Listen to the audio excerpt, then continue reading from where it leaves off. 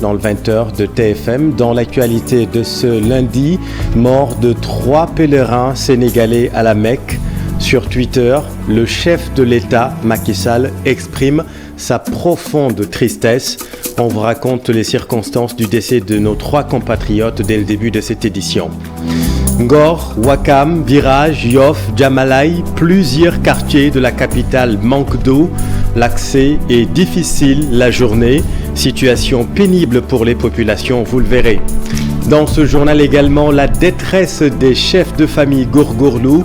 Asphyxiés par la conjoncture économique morose, ils remuent ciel et terre pour trouver le mouton de Tabaski à la portée de leur bourse. Reportage édifiant de Maïmouna Ndiaye. Et puis, les députés en vacances parlementaires après les débats d'orientation budgétaire. La session fut mitigée, jugent les représentants du peuple. Ils regrettent cependant les coups d'éclat inutiles survenus à l'hémicycle.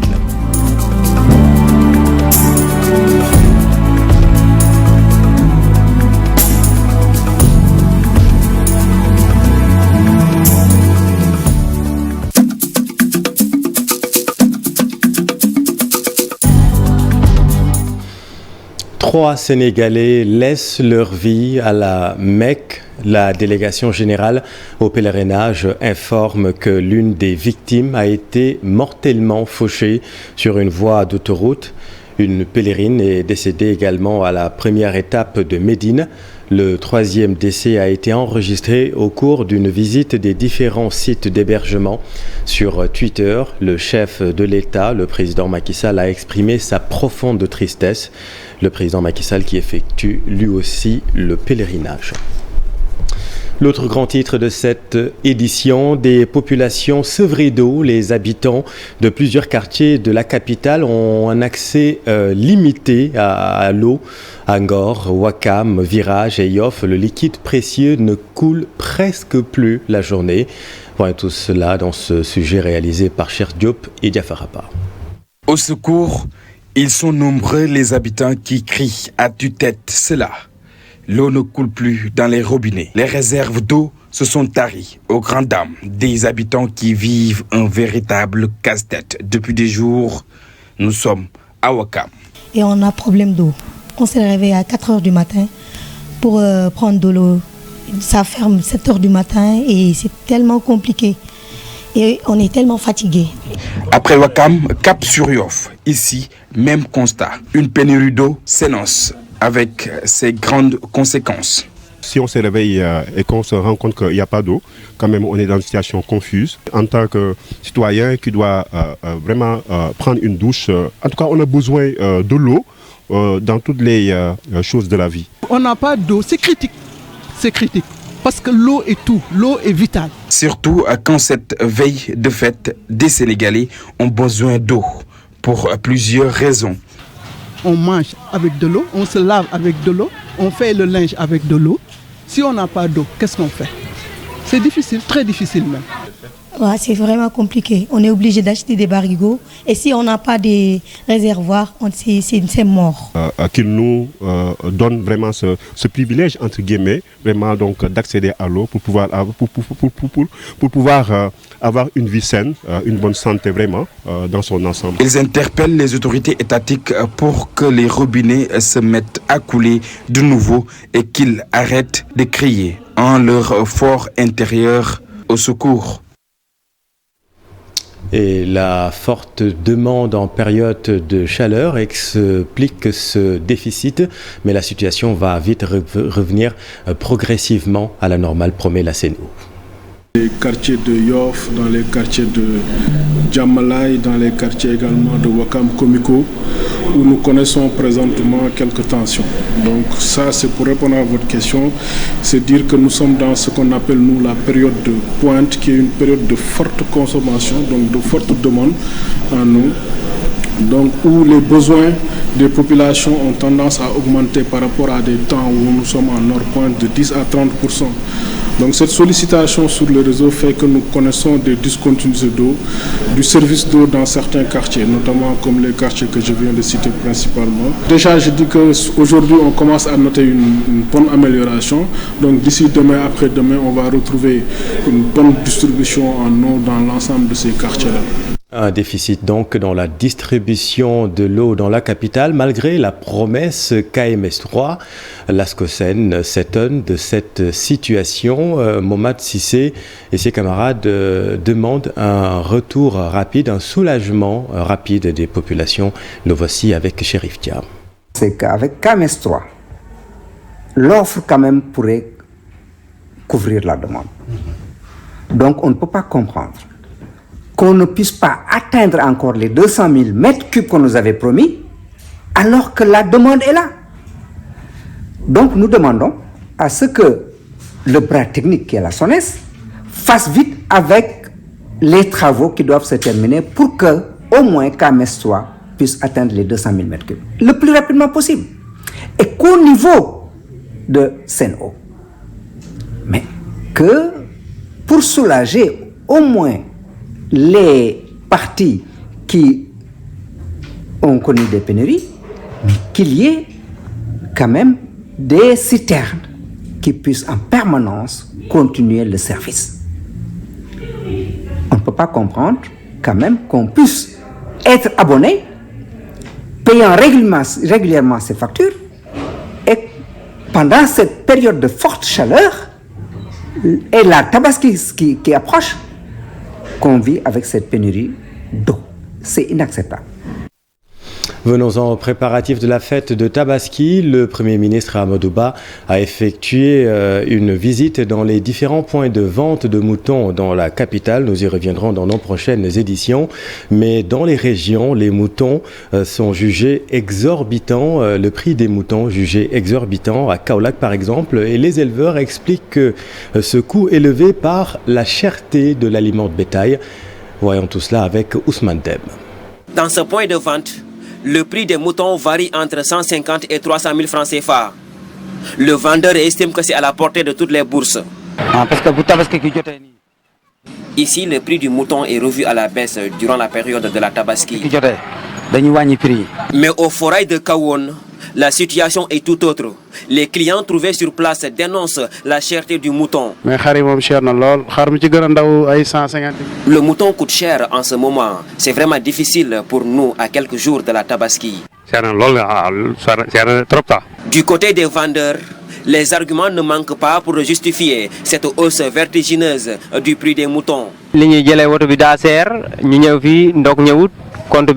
Le coût du transport de la marchandise est très élevé. À cela s'ajoute la cherté du prix de l'aliment de bétail.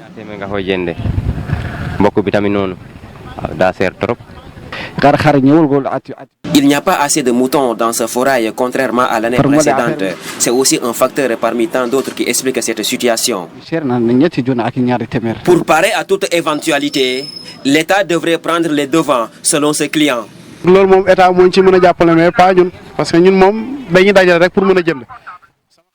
demandons à l'État de nous faciliter la tâche en subventionnant davantage l'aliment de bétail. Quoi qu'il en soit, cette situation a fini de plonger les chefs de ménage dans le tourment. Merci Ousmane. Et venons-en à la détresse des chefs de famille. Gorgorlou, asphyxié par la conjoncture économique morose, il remue ciel et terre, vous allez le voir dans ce reportage, pour trouver le mouton de Tabaski à la portée de leur bourse. Reportage édifiant. Maimouna Ndiaye, Mardieng. Ce père de famille ne cesse de faire le tour des points de vente de moutons. La faute a un budget serré, dit-il. J'ai fait le stade de l'amitié et aussi à Liberté 6, je suis passé par là-bas. Mais vraiment, les prix sont chers. Moi, je n'ai pas de pression. J'ai un budget bien déterminé pour un mouton. Je ne vais pas dépasser ce budget-là. Bon, c'est personnel. Oui, c'est personnel. Bon. Pour ce tailleur spécialisé dans la confection de rideaux, la fête ne s'annonce pas belle pour le moment. Je ne vais pas oublier de sitôt la Tabaski édition 2023. Les activités ne marchent pas, tout est au ralenti et cette situation s'est empirée avec les dernières manifestations. Tabaski 2023, une fête assez particulière. Nos interlocuteurs retiennent ceci. Il est grand temps de retenir la leçon. Chacun d'entre nous peut élever son mouton pour la fête de l'Aïd el-Kébir. Je pense que c'est la meilleure solution. Parce que les vendeurs là, ils exagèrent, vraiment. La fête du mouton est la plus importante des fêtes musulmanes. Au Sénégal, avec les tensions sociopolitiques récentes, beaucoup de familles sont dans le désarroi total. Merci Maimouna. Motocyclettes et cyclomoteurs interdits de circuler ce dimanche, une perte énorme pour le service de livraison, surtout en cette veille de la fête de Tabaski. Des activités à l'arrêt que déplore Maguette Gueye. Il est le président de l'association des professionnels exploitants de deux roues au Sénégal. Il est interrogé par Mambiram Diouf. Je pense que nous avons montré que nous sommes assez responsables. À chaque fois que les arrêtés sortent, nous les respectons et nous les appliquons, que ce soit des entreprises ou des freelancers. Maintenant, je pense qu'il est temps aussi d'appeler ces personnes autour d'une table, de discuter et de trouver des solutions, afin qu'à chaque événement, que nous ne nous empêchons pas de travailler. Parce qu'il est important aussi de dire qu'aujourd'hui, les services de livraison occupent 80% de l'économie. On parle aujourd'hui de l'économie numérique, on parle aussi de e-commerce. Je pense que nous y occupons aussi une très grande place. Et aujourd'hui, nous arrêter aussi complique beaucoup de choses. À chaque arrêté, nous allons parler de perte générale, parce que sans les deux roues qui roulent, notre activité ne tourne pas. Notre activité est basée sur cela. Alors je pense qu'il est temps aussi de prendre des mesures sur lesquelles, que ce soit les motos immatriculées, que la gendarmerie et la police aujourd'hui nous montrent leur capacité, parce qu'ils nous montrent qu'ils sont capables de gérer la situation. Alors aujourd'hui, en voyant ça, nous allons finir par être, nous allons finir par être frustrés. Parce que nous avons des entreprises, nous croyons à ce pays-là, nous essayons de travailler comme nous le pouvons. Et aujourd'hui, à chaque fois qu'il y a ça, nous demandons de nous arrêter. À un moment donné, nous nous posons les questions, où sommes-nous? Qu'avons-nous fait? Tout autre chose à présent, les députés en vacances parlementaires après les débats sur l'orientation budgétaire. Le bilan de la session est jugé plutôt mitigé par certains députés. Ils regrettent cependant les coups d'éclat inutiles survenus à l'Assemblée nationale. Reportage Al-Hassan Ba et Alioune Diagne. Elle en est à sa première expérience et aujourd'hui, cette députée de Yewwi Askan Wi a le sentiment d'avoir accompli sa mission de parlementaire. Depuis qu'on nous a installés, nous avons essayé de faire le peu que nous pouvions pour essayer de respecter ou bien essayer de faire convenablement ce qui est notre mission de parlementaire. On a vu une législature qui a été très intense en matière de débat. Les gens n'avaient pas l'habitude de voir ce qui se passe actuellement. Pour le parlementaire Cheikh Abdou Mbacké, ce ne sont pas tous les députés qui ont été à la hauteur. Assemblée nationale. Il y a des députés qui ont été très bons. Par contre, d'autres ont montré juste des scènes de violence, des invectives, ce qu'on n'attendait pas. Et nous espérons que cette vacance parlementaire, cette pause parlementaire va nous inviter les uns comme les autres à repenser nos comportements. Mais comme je l'avais dit quelque part, quand on n'a pas d'arguments, on fait appel souvent à l'insolence, la violence et c'est parfois même l'arrogance. L'Assemblée nationale examine et vote le budget. La députée Adji Mergane Kanouté salue les performances notées depuis 2012. En 2012, nous nous rappelons que c'était un budget d'environ 2441 milliards. Et aujourd'hui, les projections pour 2024 tournent autour de 7000 milliards pour dire véritablement les performances et les avancées que nous avons notées avec l'avènement de son Excellence le Président Macky Sall. Même si le niveau des débats a été salué, les parlementaires, surtout ceux de l'opposition, n'ont pas apprécié la léthargie notée après saisine sur des questions d'actualité. Normalement, l'Assemblée nationale devait être convoquée régulièrement, mais on a noté qu'il y avait une léthargie qui a longuement duré et qui nous a empêchés à faire convenablement ce qui est notre mission de parlementaire. Et on espère que la prochaine année, session, on n'aura pas à vivre cette situation. L'Assemblée a ses procédures, ça c'est le ressort du bureau de l'Assemblée nationale qui décide en toute souveraineté. Rien ne justifie la violence, rien au monde ne peut justifier une violence. Après cette séance, les députés vont entamer la vacance parlementaire, mais pas pour longtemps. Le chef de l'État, Macky Sall, prévoit de saisir les députés en procédure d'urgence après avoir reçu les conclusions du dialogue national. Ouais, Alassane, plusieurs députés arrêtés au cours de cette session. La députée Sornaba dénonce ces arrestations illégales. Cheikh Abdou Mbaké, pour sa part, dénonce ces condamnations à géométrie variable. Nous les écoutons avec Alassane Ba. Les députés ne peuvent pas être convoqués ou bien être saisis par la justice quand ils sont en session. Ça, c'est le règlement intérieur de l'Assemblée nationale qui le prévoit. Et on voit que depuis le début, les députés de l'opposition, en l'occurrence ceux qui sont dans la coalition Yewwi Askan Wi, sont en train de suivre des injustices. Parce que quand il s'agit de le règlement intérieur n'est pas respecté, on l'a vécu avec nos deux collègues Massata Samb et Mamadou Nia. Aujourd'hui, ils ont arrêté 4 autres députés qui sera le prochain. Et je pense bien que le Sénégal est un état de droit régi par des textes. L'Assemblée nationale a un texte qui le régit et ce texte c'est le règlement intérieur. Et le règlement intérieur fustige ces pratiques-là. Le règlement intérieur n'autorise pas que l'on convoque un député qui est normalement en session. La loi ne doit pas être sélective. À pareille heure, l'année passée, j'étais en prison et personne ne s'est prononcé sur mon cas. Et récemment, 2 députés du Parti PUR ont été emprisonnés et personne n'a parlé de l'article 51. Donc, quand il s'agit de dénoncer, il faut dénoncer pour tout le monde. Retour du service militaire obligatoire, c'est une recommandation formulée par la Commission paix et sécurité du dialogue national.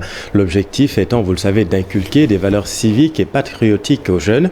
Alors qu'en pensent les principaux concernés? Vous allez le voir, ils ne sont pas vraiment enthousiastes. Reportage à Saint-Louis du Sénégal, Ousseynou Diop, Habib Seck. À l'issue du dialogue national initié par le chef de l'État Macky Sall, 270 recommandations ont été formulées par les différentes commissions. Le retour du service militaire obligatoire fait partie des recommandations faites par les participants. À Saint-Louis, les jeunes ont des avis divers sur la question.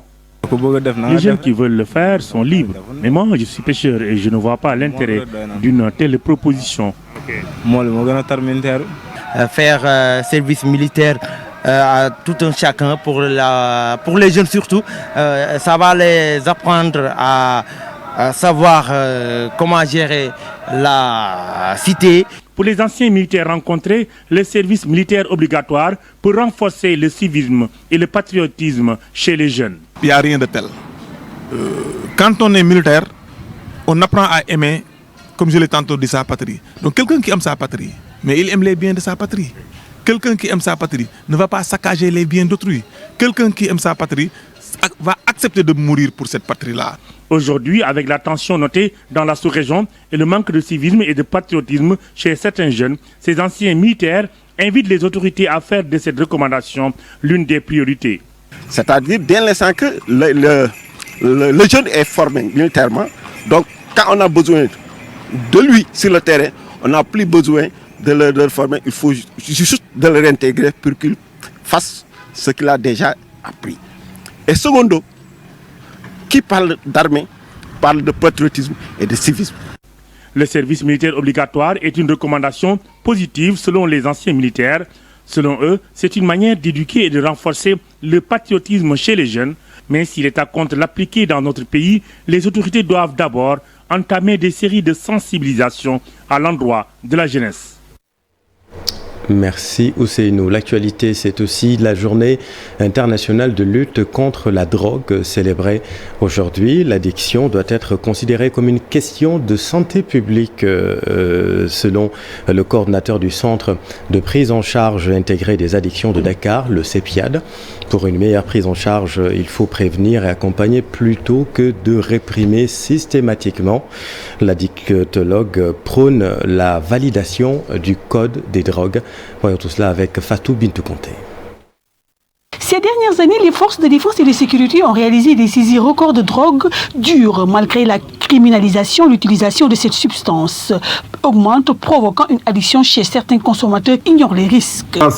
Les addictions sur la santé, elles sont multiples. C'est pourquoi je parle de problèmes complexes.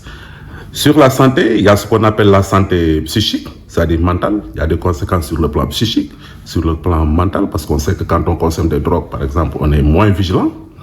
Et puis même, ça peut aussi perturber le fonctionnement psychique, parce que l'addiction, c'est une maladie du cerveau. Au niveau des connexions nerveuses, il peut y avoir des problèmes, des difficultés, etc.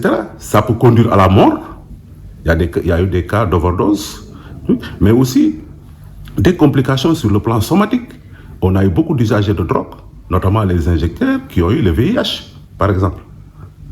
L'enquête qu'on a faite en 2011 avait montré que 9%, 10% des injecteurs ont le VIH. Il y a l'hépatite C aussi, qu'on connaît moins, et qui est un tueur silencieux. Parce que le virus de l'hépatite C est différent du virus du VIH. L'addiction, une réalité au Sénégal, le psychiatre et addictologue plaide pour un traitement des consommateurs et non la répression. Du code des drogues qui est en cours et qui est même finalisé et dont on attend vraiment la validation par l'État du Sénégal pour que l'addiction ne soit plus considérée comme un problème de police ou de répression, mais aussi comme un problème de santé. Ce n'est pas un problème de délinquance, c'est un problème de santé. Il faut qu'on arrête de faire la guerre contre les usagers et qu'on mette beaucoup plus l'accent sur la lutte contre le trafic et pour ce qui concerne les consommateurs, qu'on offre cette possibilité de pouvoir recevoir des soins. Le Sénégal est le premier pays d'Afrique de l'Ouest à abriter un centre de prise en charge intégré des addictions qui a réalisé de bons résultats selon son coordonnateur. Depuis qu'on a ouvert, c'était en 2015 qu'on a démarré, jusqu'en fin 2022, on était à 4000 dossiers de patients ouverts. Et c'est pourquoi on a dit que très tôt, c'est pourquoi même on a anticipé sur ça. On a anticipé ça en faisant ce qu'on appelle la décentralisation des activités. Le CPA ne peut pas recevoir tous les patients qui viennent pour des problèmes d'addiction. Donc on a décentralisé, on est dans ce processus-là. On a en dehors du CPA, il y a 5 centres qui ont été ouverts à l'intérieur du pays. À l'occasion de la célébration de la Journée internationale de lutte contre la drogue, les addictologues rappellent l'urgence de lutter contre les abus et le trafic de stupéfiants. Les gens, avant tout, tel est le thème choisi. Merci Fat Bintou. En sport, Dakar prépare les JOJ 2026. Des milliers de jeunes athlètes étaient au stade Magnan-Soumaré de Thiès ce week-end. Plusieurs disciplines ont participé à cette démonstration grandeur nature. Cher Anta Diop, c'est la tire. Des encadreurs sont mobilisés pour initier les jeunes aux techniques de démonstration sportive, des ateliers d'initiation aux valeurs. Mais ils ont été nombreux au-delà de nos attentes.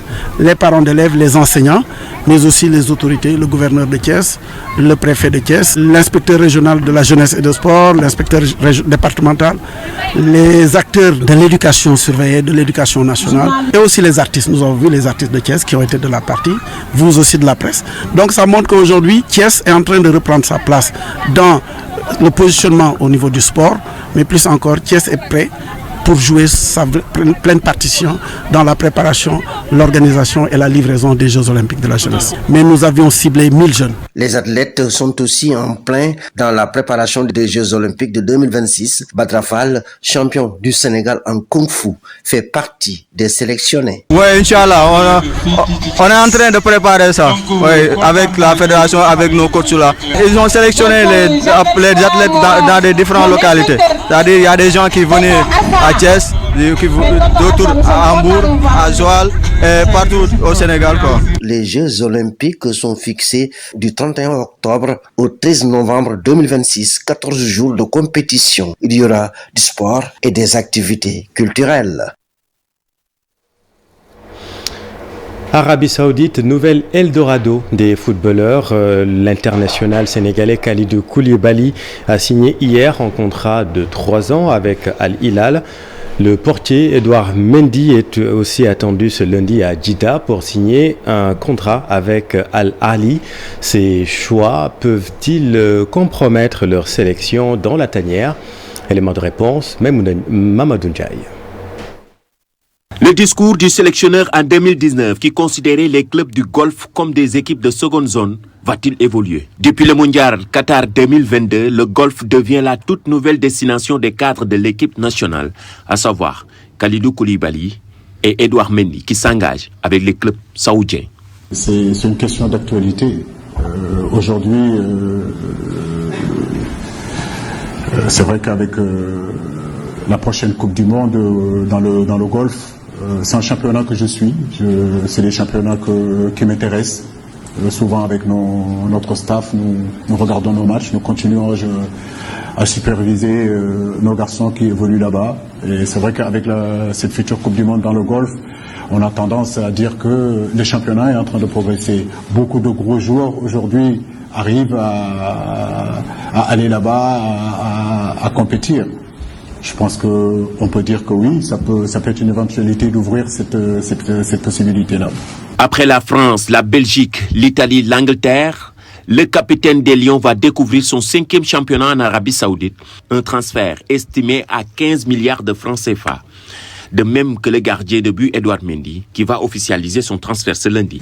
L'Arabie Saoudite, nous savons, c'est pratiquement devenu un championnat où les grands joueurs passent de retraite. On va voir ce que Kalidou Koulibaly va nous montrer, si c'est le Kalidou de Napoli ou c'est le Kalidou qui a joué le dernier match face au Brésil. On attend ce Kalidou Koulibaly qui, espérons, portera l'équipe nationale pour les compétitions à venir. À l'âge de 32 ans, gagnant 25 millions d'euros par an, il n'aurait pas gagné ça en Europe, ni à Chelsea, ni à Naples. Là c'est extraordinaire, c'est du bonus pour lui, c'est un cadeau divin qui tombe sur lui, donc il ne peut pas crasser sur ce montant-là, sur ce transfert-là. Il fallait le faire. Koulibaly, Edouard Mendy rejoignent la Saudi Pro League, tout comme Cristiano Ronaldo, Karim Benzema et N'Golo Kanté, entre autres stars du football, avec des contrats mirobolants que des sportifs de leur âge ne pouvaient pas rejeter. Merci Mamadou. C'est la fin de cette édition. Merci infiniment de l'avoir suivi. Soir d'info, la suite dans un instant avec Binta Diallo et son invité ce soir. Restez avec nous, vous êtes au bon endroit. Bonne soirée.